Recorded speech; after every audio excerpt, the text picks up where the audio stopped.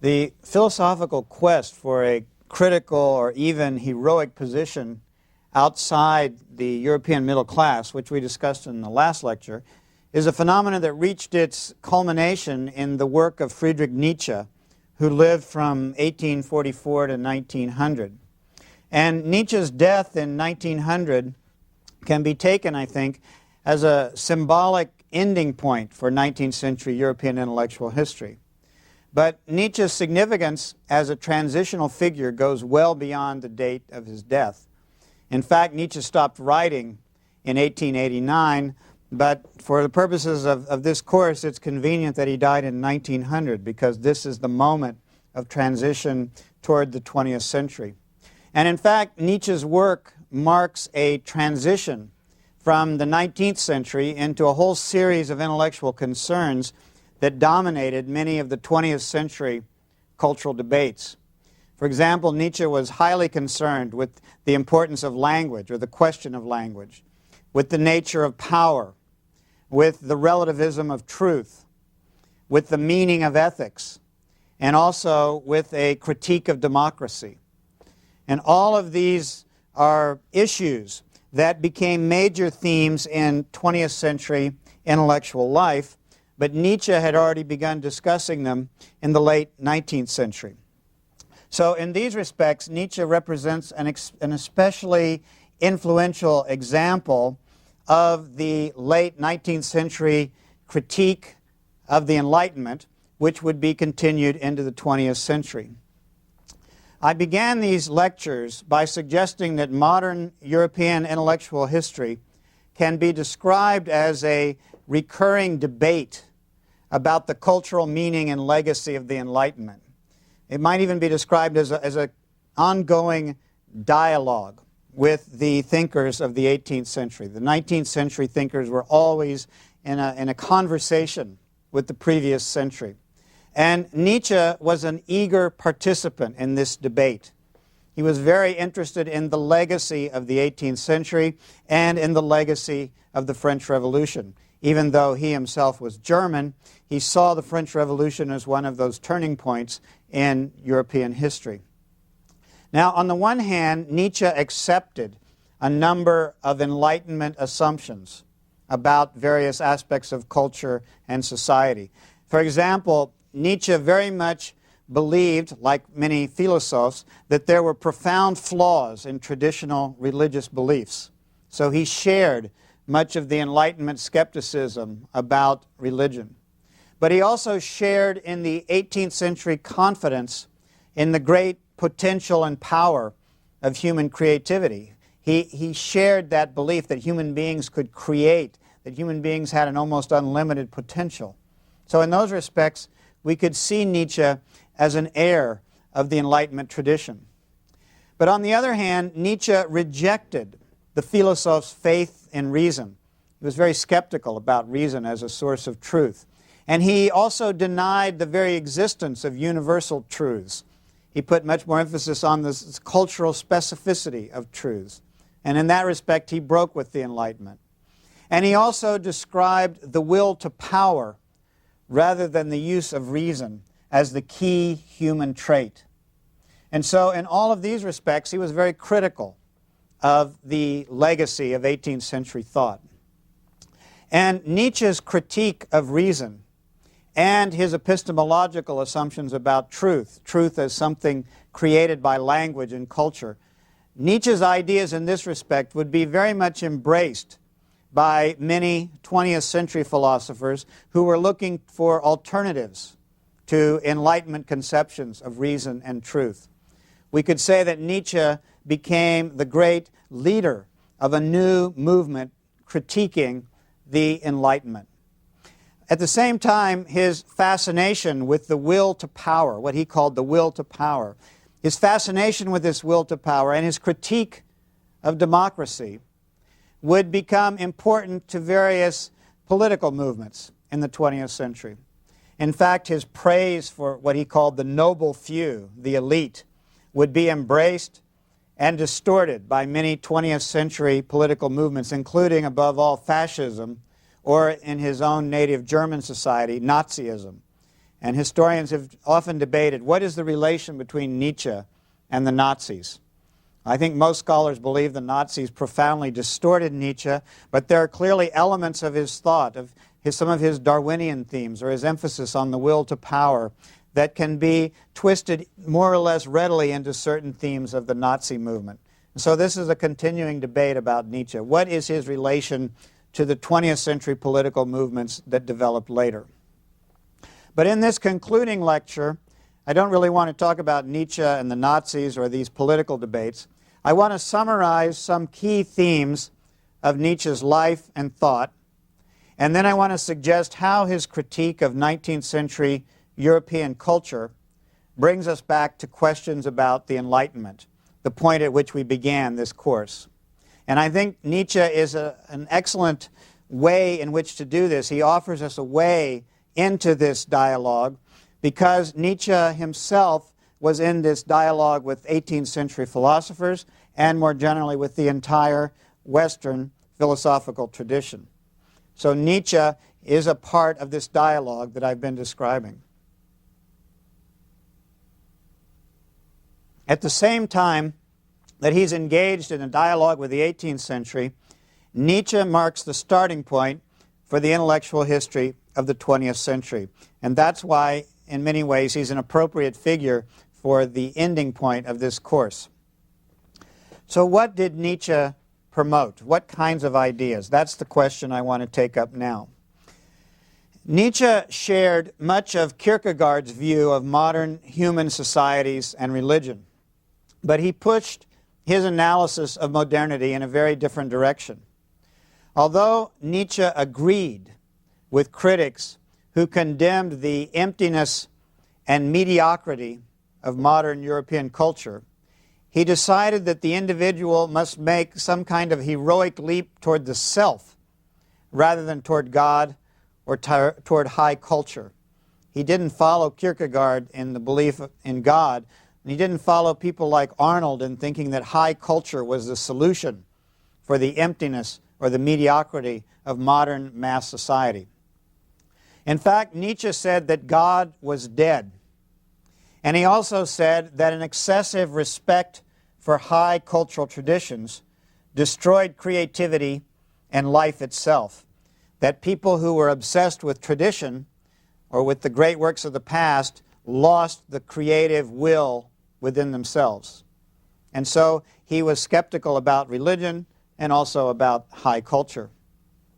And writing in a post-Darwinian period, Nietzsche stressed that human beings were biological creatures, not part of any kind of divine order, but part of they were rooted in their bodies. And that the human will, which comes out of the drives, out of the deep instincts of human beings, the human will is the only real force in personal and cultural life. There's no higher reality. There's no transcendent being that gives force or meaning to life. It is the human will that creates human life and human activities. So as Nietzsche described it, only human drives and only human will could overcome the hollowness or the emptiness of modern life. There was nowhere else to turn but to human beings themselves, because neither religion, nor traditional philosophy, nor modern democracy, nor German nationalism, or any of the other isms of the day could destroy the empty, mediocre conditions of 19th century culture. So Nietzsche was an elitist. He believed that only a few strong, lonely, new thinkers could move beyond the mediocrity of the times, the mediocrity of mass culture and mass politics. And he argued that these elite thinkers, these creative few thinkers, would have to think with a hammer.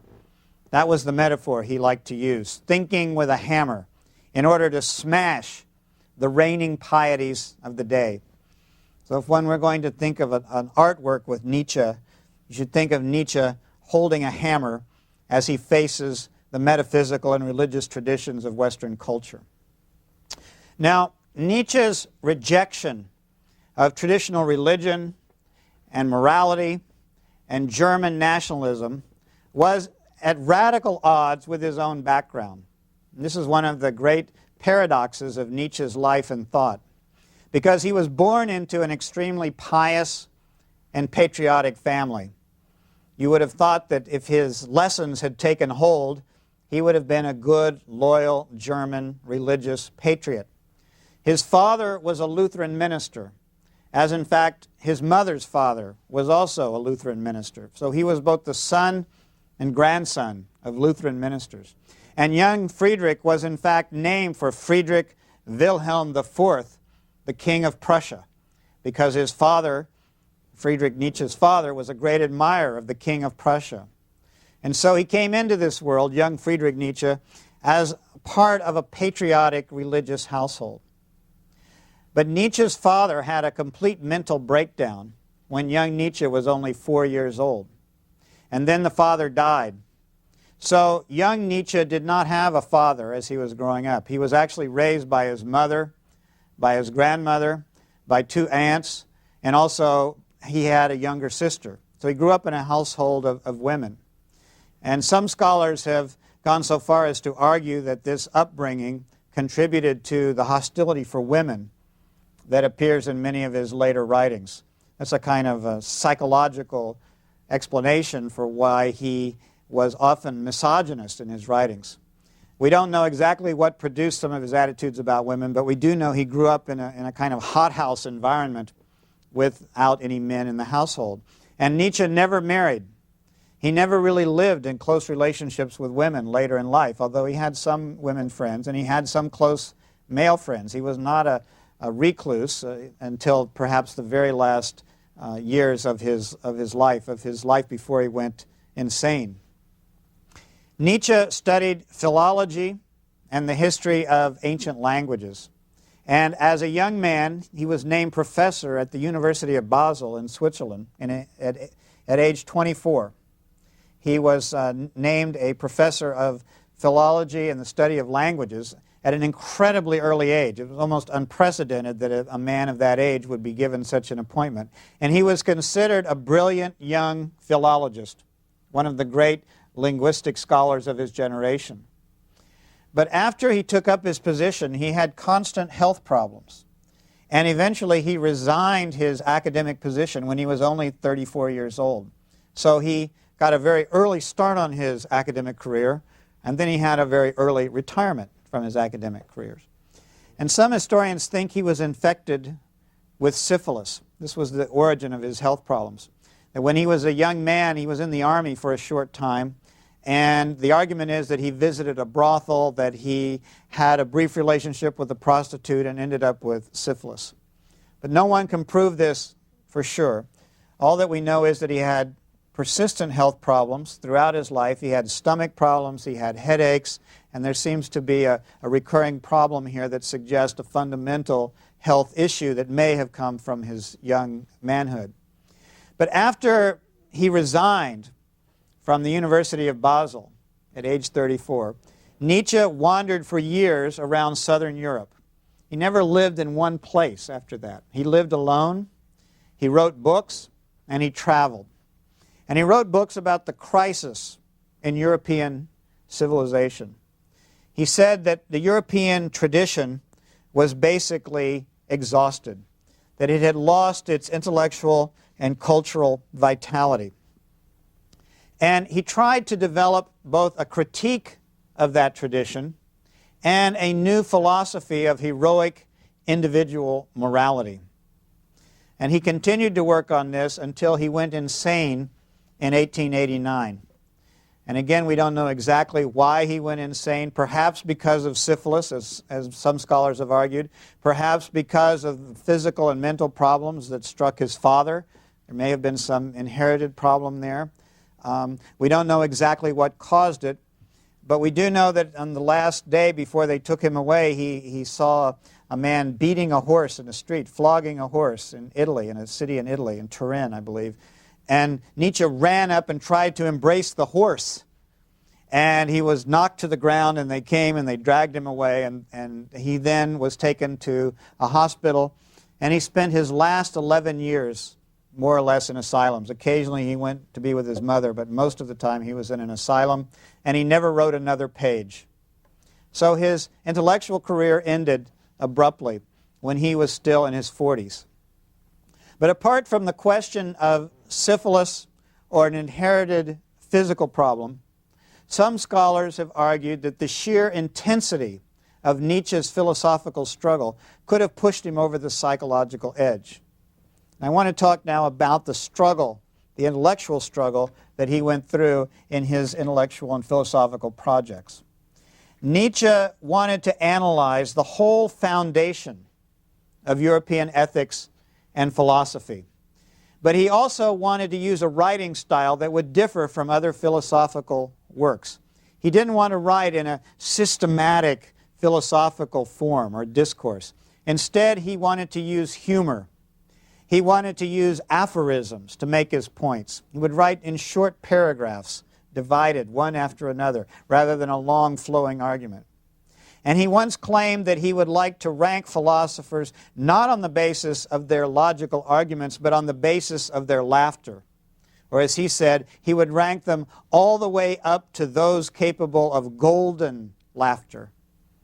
He admired the role of humor, and he saw laughter as part of the human condition, that people needed to know how to laugh. And I think this is an interesting idea if you think of ranking philosophers not according to the rigor of their rational arguments, but according to the way in which they either laugh or can elicit laughter. And that was what Nietzsche tried to do, was to write with a kind of edge that brought humor into his philosophy, or a kind of irony into his philosophy, as well as a metaphysical critique. Well, Nietzsche argued that modern European culture was filled with the masses, dominated by the masses, who followed what he called a herd culture, in which they were more concerned with material comforts and with social conformity than with any kind of intellectual creativity. And he said that this culture suppressed all challenges to mediocrity. If someone rose up to challenge the mediocrity, they would be ridiculed, they would be pushed down, they would be ignored. And of course he thought this was one reason why he was ignored. His books didn't sell while he was still living. But in contrast to this culture of mediocrity, this culture of the herd, as he put it, Nietzsche described the cultural ideal of a few heroic, life-affirming individuals who could create their own values, who could create their own sense of truth and live by that, rather than by the conformity with the herd.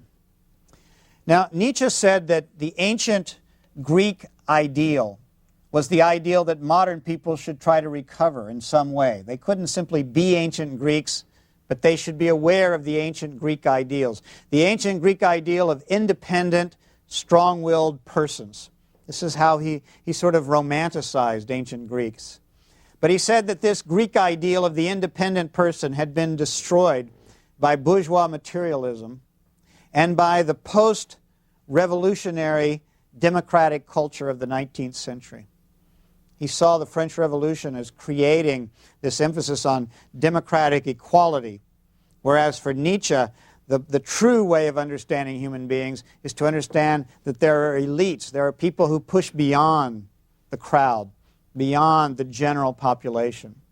And he argued that more generally, this democratic celebration of the common person, which was the new idea of 19th century democratic culture, this democratic celebration of the common person was a secular version of Christian concepts of charity and humility.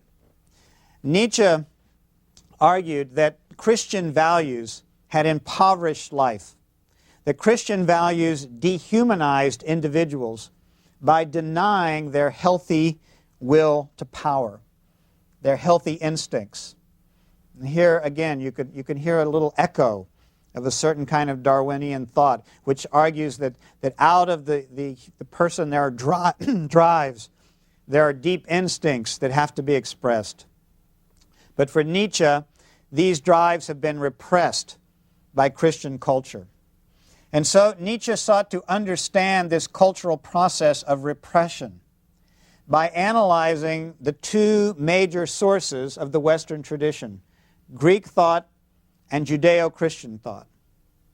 And he argued in his first book, The Birth of Tragedy, which was published in 1872, that early Greek culture had been heroic in affirming the human condition and the deep instinctual drives of human beings. That the Greeks had understood that deep life force that comes out of human beings, and they had accepted that part of life which is passionate, which Nietzsche himself called the Dionysian part of life, named for the ancient Greek god Dionysus, the god of the festival, of the carnival, of the celebration. And for Nietzsche, this Dionysian philosophy was the genius of pre-Socratic thought. It did not depend on reason, it expressed the instincts, the drives. But as Nietzsche described it, as Socrates and then Plato developed their ideas, the instinctual side of life was repressed, and the Dionysian drives gave way to the calculating, Apollonian approach to life, Apollo, the god of reason and thought. And so European culture, which followed the Greeks, had turned to abstraction, to metaphysics, to an abstract rationality. And in making that move, Europeans had fled from the conditions of a healthy, instinctual life. They had turned their back on the healthy drives. So this was part of the mistake of the Greek philosophical tradition. And Nietzsche went on to explain this flight from human life or human drives in his later works, most notably in the book Beyond Good and Evil, published in 1886, and The Genealogy of Morals, published in 1887. And in these books, he turned to that other component of the Western tradition, Christianity. And he claimed that the rejection of a healthy, instinctual life had culminated in Christianity, which fused Judaism with Plato and Platonic metaphysics. So you have the two great strands of the Western tradition, Greek philosophy, Platonic philosophy, and Judeo-Christian ethics coming together in what he called the Western tradition, or the Western philosophical or theological tradition. And this system, the Judeo-Christian ethical system, as Nietzsche described it, was an ethical system that favored the weak over the strong or the healthy. And according to Nietzsche, Christian philosophy's view of human instincts was anti-human or escapist. It denied what was most important about human beings. It repressed the drives. And again, the Darwinian echo that you can hear in this kind of argument. Now, actually, Nietzsche assumed that Christianity, on some level, did express a deep, healthy instinct, a kind of will to power. But he said in Christianity, the will to power was an instinct that had been distorted, because Christianity became the triumph of weak people's will to power over the strong and the noble. So Western culture had turned to God over human beings. They had turned their backs, Western thinkers had turned their backs on the body, on the human aspects of life, and embraced the transcendent, this idea of God. But in the modern world, according to Nietzsche, modern science had destroyed the classical explanations for God. The explanations that said we can see God in nature, or we can see that the world was created by God, or we can see God's will working itself out in history and in human life. And Nietzsche said, no, modern people no longer really believe that. And so, because of their science and their new forms of knowledge, they no longer really believe in God. And this is why Nietzsche said God was dead. He said that, in fact, the belief in God was no longer truly part of cultural life in modern Europe. And yet most people refused to accept this idea. They denied that God was dead, either with their formal religion or with their moral cliches. But in their daily lives, they never really acted as if they believed this. They simply repeated these pious phrases, but God was really dead for these people. So modern Europe, according to Nietzsche, had entered into an age of nihilism because it no longer really believed in its older foundations for truth or morality. It didn't really believe in what it said it did. European culture was in some sense living a lie. And for Nietzsche, this was the basis of the crisis in Europe. But very few people would face this crisis directly. Instead of admitting that God was dead, the masses turned to other religions, which were very dangerous in Nietzsche's view. And these other religions, of course, were not really religions. They were things like nationalism, or mass democracy, or socialism, or liberalism, or anti-Semitism. All these isms which Nietzsche didn't like. But he said these are the ways in which people flee from the fact that they really don't believe in anything. But these ideologies of the mass culture prevented people from seeing their true situation, from seeing how sick the society had become. But Nietzsche said that in order to achieve cultural or personal health in the face of this illness, people must accept that the old truths were dying. You couldn't continue to pretend that the old traditions still worked. People had to admit that the world lacks an inherent meaning, that the world lacks God, that there is no higher meaning. And yet, when you admit that, you can see that there are still strong human beings who can heroically affirm their lives. And these few heroic people must now create a new morality. They must move beyond the categories of good and evil.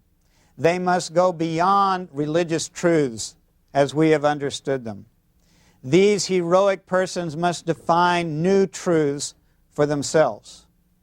And he said that these truths are constructed out of the drives and passions of individual persons. And this search for truth is connected to the will to power. It is not transcendent. It is not universal. It comes out of the will to power. But very few people can actually face this reality. Very few people can take the heroic steps to create their own morality or their own truths. Only the elite, strong thinkers, whom Nietzsche called the overmen or the happy few, can actually create their own morality. And these are the people who will ignore the values of the herd, as he put it. So for Nietzsche, the overman creates his own values. The overman lives heroically and ignores the ideas of the masses or the ideas of the democratic herd. This person is lonely, but this person lives honestly and strongly in a kind of heroic affirmation of pre-Socratic Greek values. But the key point for all of these heroic persons is that they must move beyond the cliches and the assumptions of modern European culture, the cliches that blinded people to the reality of their world and the cliches that had descended from the French Revolution. And Nietzsche wanted to move beyond the reason and the egalitarian political claims of the Enlightenment. He saw the Enlightenment and the French Revolution as a kind of secularized Christianity. And Nietzsche wanted his new thinkers to affirm life against what he saw as the culture's repression of instincts. And so in Nietzsche, we can see the themes that will emerge in 20th century psychology and thinkers like Freud. Or we can see the themes of later critiques of reason and classical philosophy. That's why we can see Nietzsche as a starting point for the 20th century. But at the same time, we can see in Nietzsche the end of a cycle in intellectual history, a cycle that began in the optimism and aspirations of the Enlightenment and the French Revolution. And Nietzsche argued that this tradition was deeply flawed. But the debate about that tradition would continue. The debate about the Enlightenment would continue because many others saw this tradition as Europe's most valuable political and cultural inheritance, and as a starting point for a better future. And so the debates of 19th century intellectual life carried over into the 20th century because the main political, social, and cultural arguments were never really resolved at the end of the 19th century. And in fact, most of the influential ideas and intellectual debates that emerged in the 19th century are still part of our life today, the beginning of the 21st century. And so, as I've tried to suggest in this course, we have to continue an intellectual dialogue with the critical thinkers and writers of the 19th century, because this dialogue is also a dialogue with parts of ourselves in the world in which we still live.